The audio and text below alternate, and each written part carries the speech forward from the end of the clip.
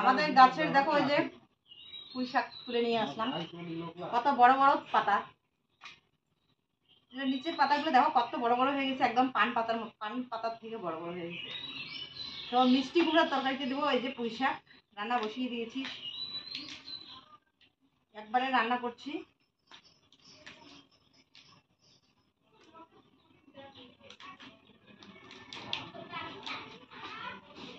ব্যাস কয়েকটা পাতা দিলেই হয়ে যাবে। আর কালকে নিয়ে এসেছিল পুঁই শাক, কয়েকটা ডাঁটা আছে, 3টে ডাঁটা আছে পুঁই শাকের ডাঁটা, পাতাগুলো দিয়ে দেবো। মিষ্টি কুমড়ার তরকারিতে পুঁই শাক দিলে ভালো লাগে।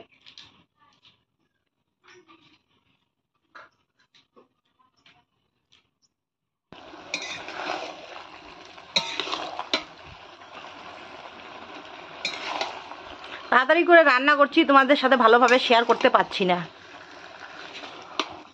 হেল্প করার মতো কেউ নেই এখন আমাকে।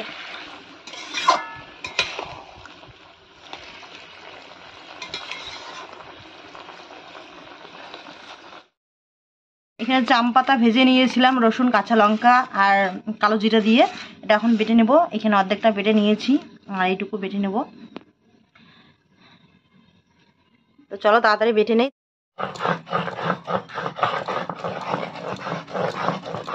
গুড মর্নিং বন্ধুরা, কেমন আছো সবাই? আশা করি যে যেখানে আছো সবাই ভালো আছো, সুস্থ আছো। তোমাদের আশীর্বাদ ও ভালোবাসায় আমরা মোটামুটি ভালো আছি। তো আজকে হলো সোমবার আর এখন বাজে সকাল 10টা।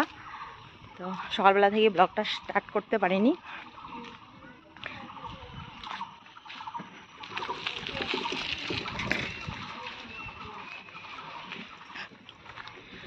তো সকাল থেকে যে সকালবেলা বারবার করে বৃষ্টি আসছিল, তাড়াহুড়ো করে রান্নাবান্না করলাম, কাজকর্ম করলাম, তো তোমাদের সামনে আসা হয়নি।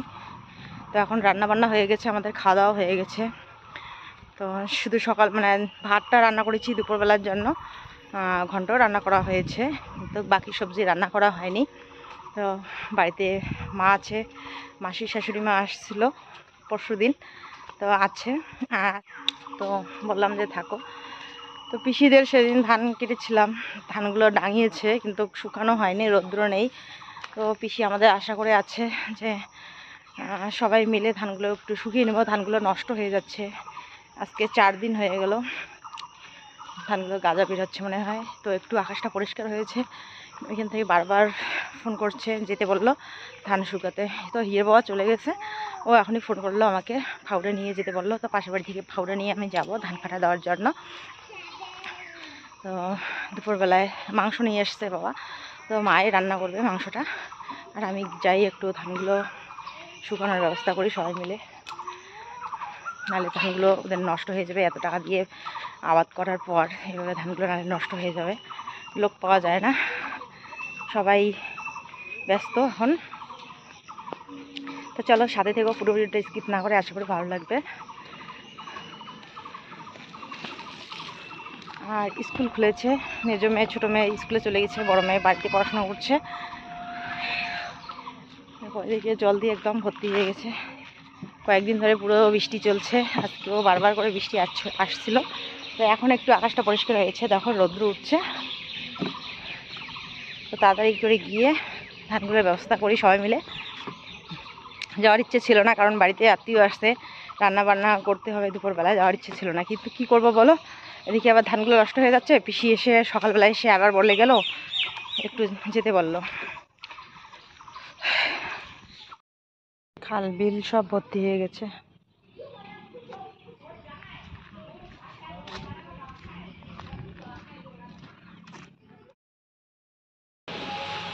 তো এই যে ফাউড়ে নিয়ে আমি চলে আসলাম, আর ওইদিকে হাঁটা দিচ্ছে।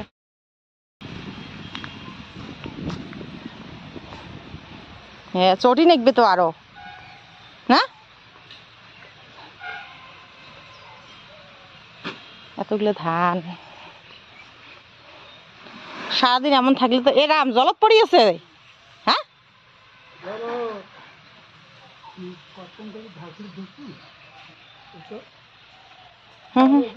ভাত সব বাদ দে, ধরিয়ে ভাত ইচ্ছে মতন আম দিচ্ছে, নিবেন জাল দিয়ে।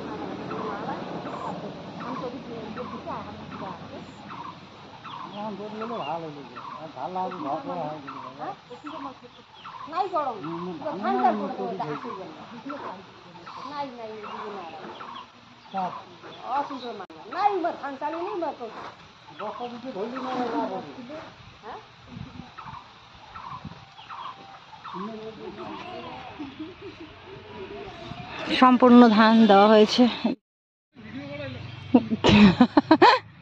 সাসাঙ্গে তুললুম বল। সবাই এদিকে ধান কাটছে, সবাই এদিকে বসে এখন টিফিন করছে, জল খাচ্ছে, বিস্কিট খাচ্ছে। আর এখানে যে আমাদের ধান দেওয়া হয়ে গেছে।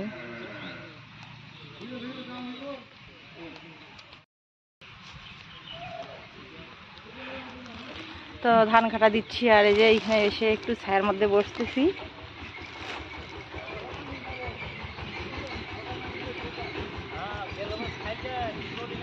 তো আজকে রৌদ্র দিয়েছে, তো মাঝে মাঝে আবার মেঘলা করছে।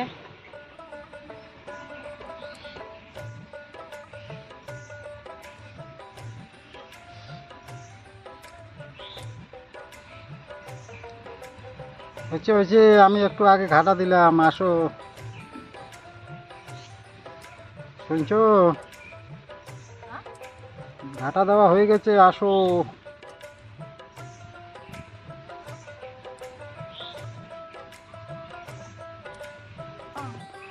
এই গরমে রোদ্রে এই ধান একা একা ঘাটা দেওয়া শুকানো কেউ পারবে না,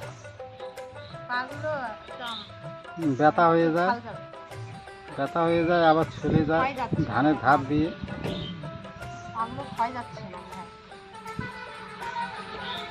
আমার তো একদিন ধান কেটে হাতে ঘা হয়ে গেছে।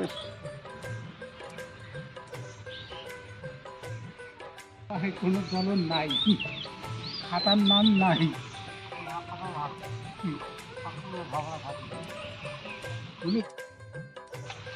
তো বন্ধুরা এখন বাজে বিকেল 4:30।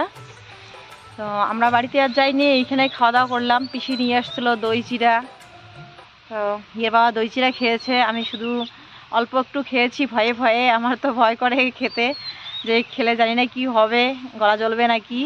তো সেজন্য অল্প একটু খেয়েছি আর দই খেয়েছি। তো এইখানে দেখো এই যে একদম বালতি ভর্তি জল দিয়ে আসছে, এখানে সারাদিন জল খাচ্ছি। আর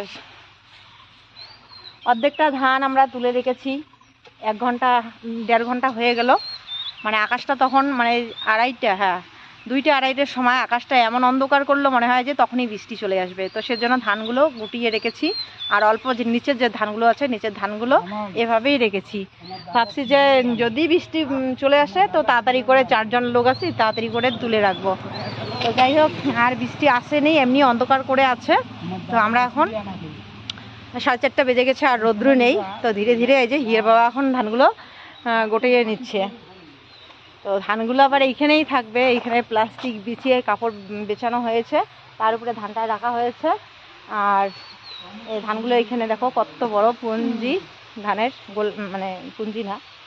তো এই ধানগুলো গোটো করে রেখে উপরে প্লাস্টিক দিয়ে ঢেকে রাখতে হবে ভালো করে। আর পিসা এখানে রাত্রেবেলায় থাকবে, পাহারা দিবে ধানের। কালকেও নাকি পাহারা দিয়েছিল, আজকেও এইখানেই থাকবে। বলছে এইখানে তাবু টেঙ্গে এইখানে থাকবে। এই যে পাশে একটা ঘর আছে, কিন্তু উপরে চাল নেই, নাহলে চাল থাকলে এইখানেই থাকতে পারতো। আর ওইদিকে একটা ঘর আছে, ওই ঘরটা মানে তালা মারা, তালা দেওয়া। এই যে আমার মেয়েরা স্কুল থেকে বাড়ি যাচ্ছে, 4:30 বাজে। অনেকক্ষণ ধরে ছাত্রগুলো বাড়ি যাচ্ছে, আর আমি দেখছি রাস্তার দিকে তাকিয়ে আছি কখন আমার মেয়েরা যাবে। তো এই যে যাচ্ছে ওরা। ওই আসে নাই তো।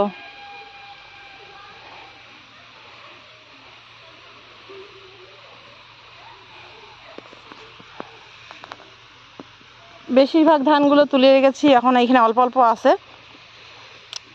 তো ধীরে ধীরে এগুলো এখন সবগুলোই তুলে রাখবো, এভাবে গুটিয়ে রাখবো।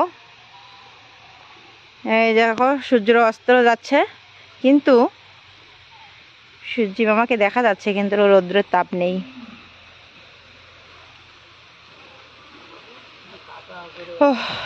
পুরো হাঁপিয়ে গেছি ধান কাটা দিতে দিতে।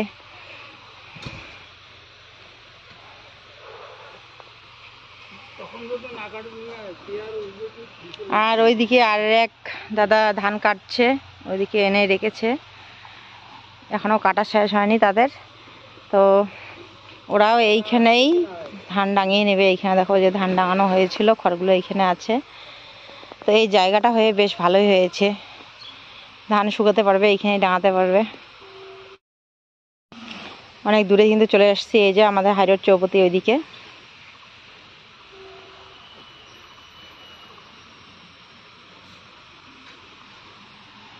এখানে একটা নতুন বাড়ি হচ্ছে।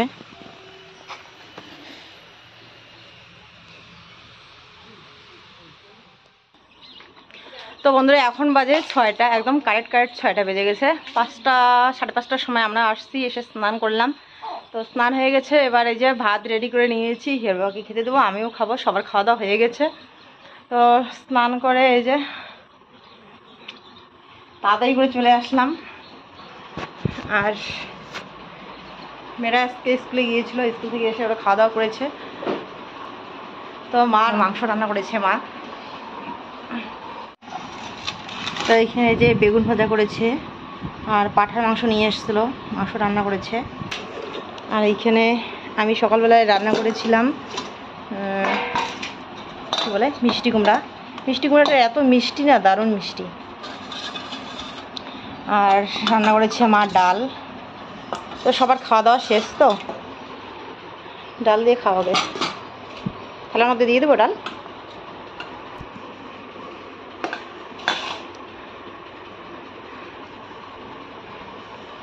ডাল এখন দেবো না, থাকবে এখানে, পরে নিয়ে নিয়ে খাওয়া দাবে, তাই না? তো বন্ধুরা খিদে পেয়ে গেছে, তো চলো তাড়াতাড়ি খেয়ে নেই। তো বন্ধুরা কালকে ভিডিওটা শেষ করতে পারিনি, পরের দিন চলে আসলাম ভিডিওটা শেষ করার জন্য তোমাদের সামনে। তো আসলে কালকে আমার মনটা বেশি ভালো ছিল না।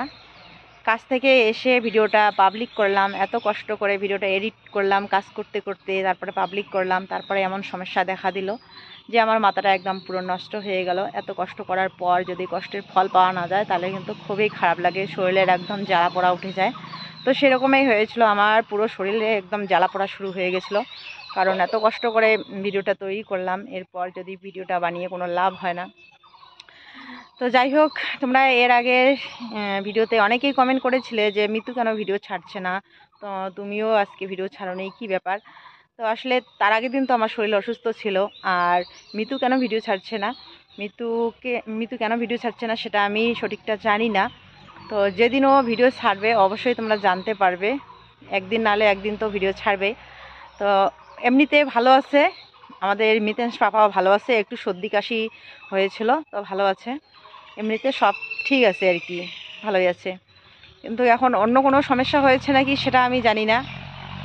তো মিতুকে ফোন করেছিলাম, তো 2-3বার ফোন করেছিলাম, তখন রিসিভ করেনি। বাবু নাকি একটু মানে সর্দি, তো ঘুম পাঠাচ্ছিল নাকি, সেজন্য তোলেনি।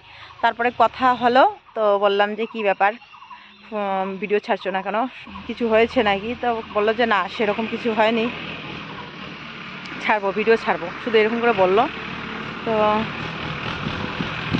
জানি না কি সমস্যা হয়েছে। তো ও যখন ভিডিও পাবলিক করবে তো অবশ্যই তোমাদেরকে জানাবে, তো অপেক্ষা করো, নিশ্চয়ই জানাবে। আর আমার ব্যাপারটা আমি বলছি,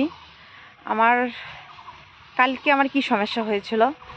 কালকে আসলে ভিডিওতে আমি সেরকম কিছু দেখাইনি, শুধু আমার শরীর ভালো ছিল না সেটাই দেখিয়েছিলাম, আমি মাঠে কাজ করছিলাম সেটা দেখিয়েছি, রান্নাবান্না খাওয়া দাওয়া, আর আমার মানে শেষের দিকে আমার যে শরীর অসুস্থ হয়ে পড়েছিল সেটা একটু দেখিয়েছিলাম। ওষুধ বাবা ওষুধ নিয়ে আসছে, ওষুধ খাওয়ানো দেখাইছিলাম। এখন কি কারণে যে হলুদ ডলার দিচ্ছিল, বারবার করে হলুদ ডলার দিচ্ছিল, একবার সবুজ হয় আর একবার মানে ভিডিও পাবলিক করার সাথে সাথে হলুদ ডলার দিয়ে দেয়, তারপর আর ঠিক হলোই না। তো জানি না আমার মাথাটা কোন দিকে কি হয়ে গেল, ভিডিওটাকে আমি ইসে করে রাখলাম, প্রাইভেট করে রাখলাম। ভাবছিলাম যে যদি ঠিক হয়, কিন্তু অনেক চেষ্টা করলাম, ভাবছিলাম যে ঠিক হলে তারপরে পাবলিক করব, কিন্তু অনেক চেষ্টা করলাম আর ঠিক হলো না, ভালো লাগছিল না। তো সেই কারণেই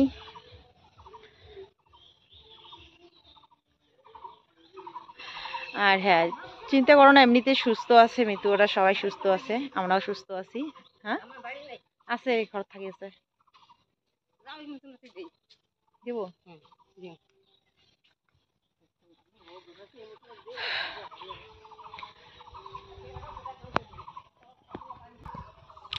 তো এভাবে যখন আমি ভিডিও পাবলিক করার পর যখন বারবার টাইটেল পাল্টাতে থাকি, অনেক কয়েকদিন এরকম করেছি।